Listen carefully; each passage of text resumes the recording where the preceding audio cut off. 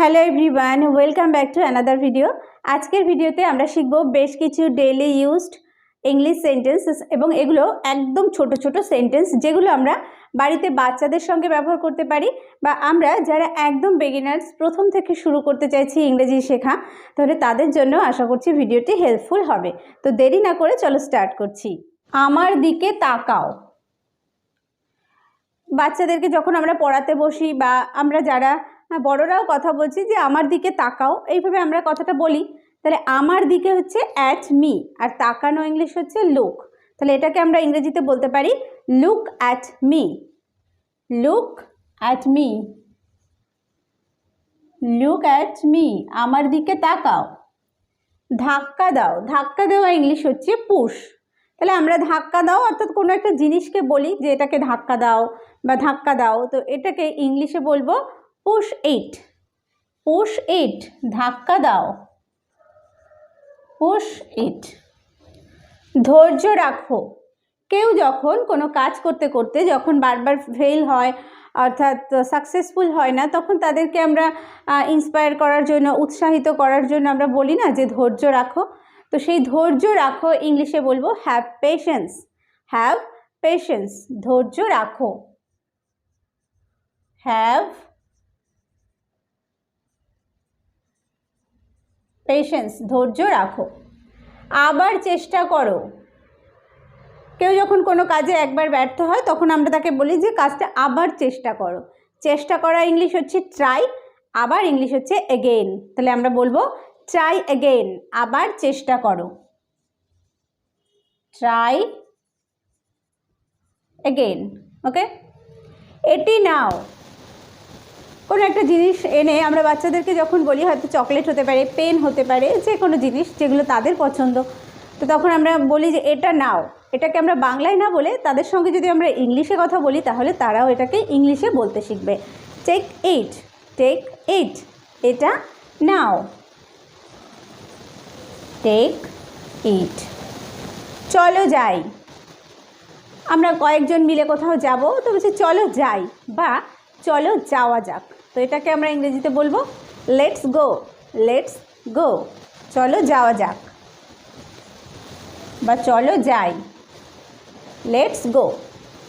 এটি পরিষ্কার করো, কোনো একটা জিনিস কাউকে পরিষ্কার করতে বলছি, কোনো বাচ্চাকেও আমরা শেখাতে পারি, এর মধ্যে দিয়ে আমরা পরিষ্কার পরিচ্ছন্নতা বিষয়টাকেও শেখাতে পারি, আবার এই সঙ্গে সঙ্গে ইংলিশে বলার মধ্যে দিয়ে দিয়ে তাদেরকে ইংলিশ স্পিকিং পাওয়ারটাকেও তাদের বাড়াতে পারি। তাহলে এটা পরিষ্কার করো, ক্লিন মানে পরিষ্কার করা, আর এটা হচ্ছে ইট, ক্লিন ইট, এটা পরিষ্কার করো। ক্লিন ইট, এটা পরিষ্কার করো। সত্যি, কোনো একটা বিষয়ে যখন আমরা বিশ্বাস হয় না বিষয়টা, আমরা বলি না সত্যি, যে বিষয়টা কি সত্যি, এইরকম এক্সপ্রেশন বোঝানোর ক্ষেত্রে আমরা ব্যবহার করি রিয়েলি, রিয়েলি, সত্যি, রিয়েলি। নড়বে না, কোনো বাচ্চাকে হয়তো তাকে আমি কিছু করিয়ে দিচ্ছি, তাকে পোশাক পরাতে পারি বা তার কোনো কাজ করিয়ে দিচ্ছি, বলছি নড়বে না, বা কাউকে এক জায়গায় থাকার জন্য বলেছি যে এখান থেকে নড়বে না, তাহলে নড়বে নাটা ইংলিশে বলবো ডোন্ট মুভ। ডোন্ট মুভ, নড়বে না, ডোন্ট মুভ। তোমার পালা, কোনো কাজ যখন লাইন দিয়ে পরপর করানো হয়, একজনের পর একজন, একজনের পর একজন, তো সেক্ষেত্রে আমি কাউকে বলছি ধরো তোমার পালা, ইয়োর টার্ন, ইয়োর টার্ন, তোমার পালা, ইয়োর টার্ন, তোমার পালা। মনোযোগ দাও, এই মনোযোগ দাও কথাটা আমরা কোন ক্ষেত্রে বেশি ইউজ করে থাকি? বাচ্চাদেরকে নিয়ে যখন পড়াতে বসি, যখন তারা পড়তে চায় না বা মনোযোগ নেই বুঝতে পারি, তখন বলছি যে মনোযোগ দাও। তো এটাকে ইংলিশে বলবো পে অ্যাটেনশন। পে অ্যাটেনশন, মনোযোগ দাও। পে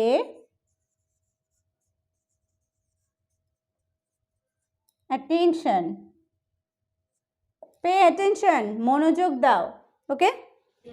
কার জন্য, কেউ হয়তো কোনো একটা জিনিস এনেছে বা কোনো বাচ্চা কোনো জিনিস বাড়িতে এনেছে, তো আমি তাকে বলছি কার জন্য, বা এটা কার জন্য, ফর হুম, কার জন্য।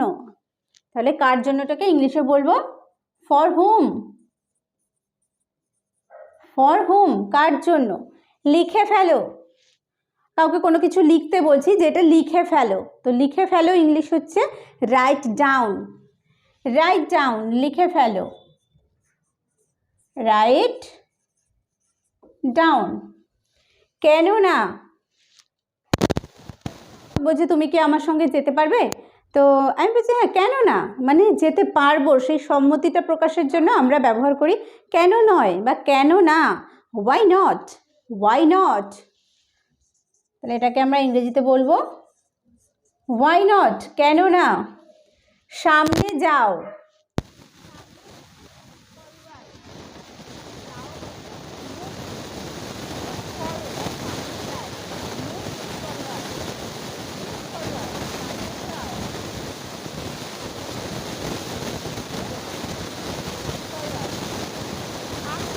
তো কোনো স্যাড নিউজ বা দুঃখের সংবাদ শুনে আমরা বলি যে আমি দুঃখিত, বা তোমার এই খবর শুনে আমি খুব দুঃখ পেলাম, তো সেটাকে ইংরেজিতে বলবো I am sorry, I am sorry, I am sorry,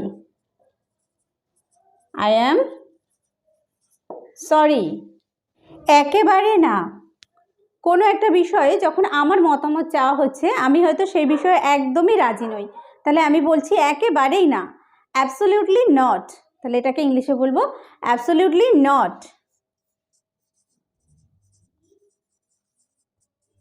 absolutely not, একেবারে না বা একেবারেই না। ওইটা না, কেউ কোনো জিনিস আমি ধরো কাউকে বলছি যে ওখান থেকে ওই জিনিসটা আমাকে দাও, সেখান থেকে দেখাচ্ছে যে ওইটা না, not that, not that, not that, ওইটা না।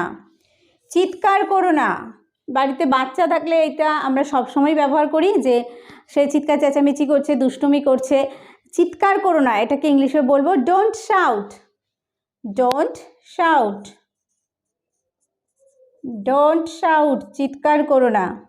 চুপচাপ দাঁড়াও, বাচ্চারা খুব চঞ্চল দুরন্ত, তাদেরকে কোনো কাজ করানোর জন্য চুপচাপ দাঁড় করানোটাই মুশকিল হয়ে যায়, তো তাকে বলছি যে চুপচাপ দাঁড়াও, এটাকে ইংলিশে বলবো স্ট্যান্ড স্টিল, স্ট্যান্ড স্টিল, চুপচাপ দাঁড়াও, স্ট্যান্ড স্টিল।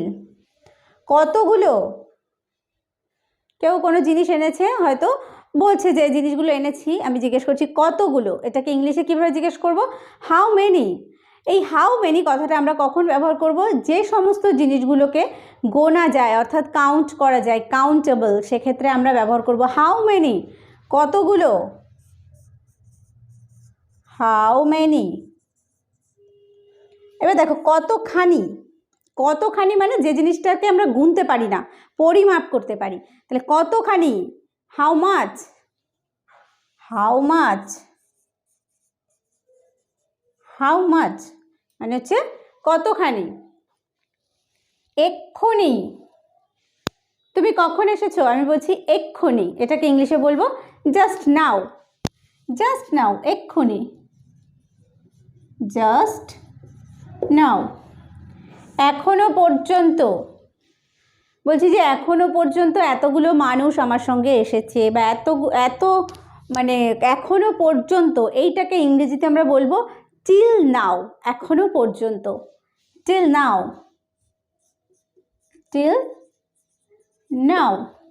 এখনো না, কেউ আমাকে জিজ্ঞেস করছে, কোনো একটা কাজ হয়তো দিয়েছিল, তো কাজটা কি তুমি শেষ করেছো, আমি বলছি এখনো না, নট ইয়েট, নট ইয়েট মানে এখনো না, নট ইয়েট। আর না, আমরা বলি না আজ আর না, আর নাটা ইংলিশ হচ্ছে নো মোর, যদি বলি আজ আর না, no more today, no more today, তাহলে আর না হচ্ছে নো মোর, নো মোর।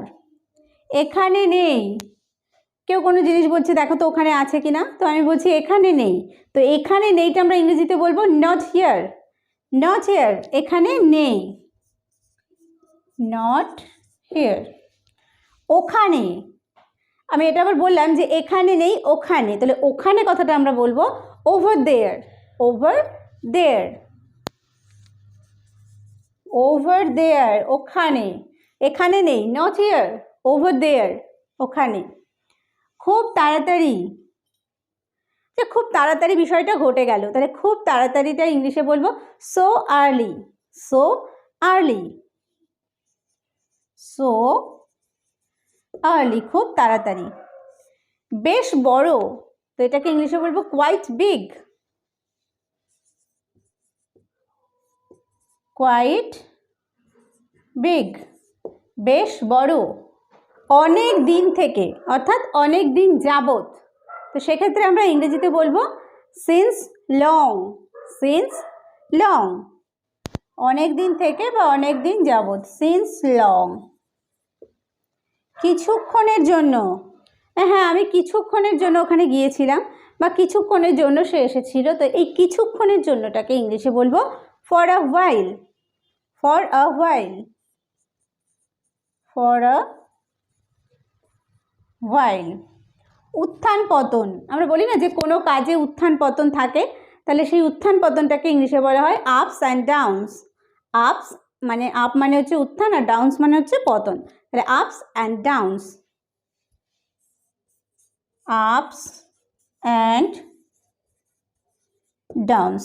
ওকে, তো দেখো আজকের ভিডিওতে আমরা বেশ কিছু শর্ট সেন্টেন্স শিখলাম, যেগুলো কিন্তু আমরা খুব সহজেই শিখতে পারি কথা বলার মধ্য দিয়ে, বা ছোট ছোট বাচ্চাদেরকেও আমরা এইভাবে ইংরেজিতে কথা বলা শেখাতে পারি।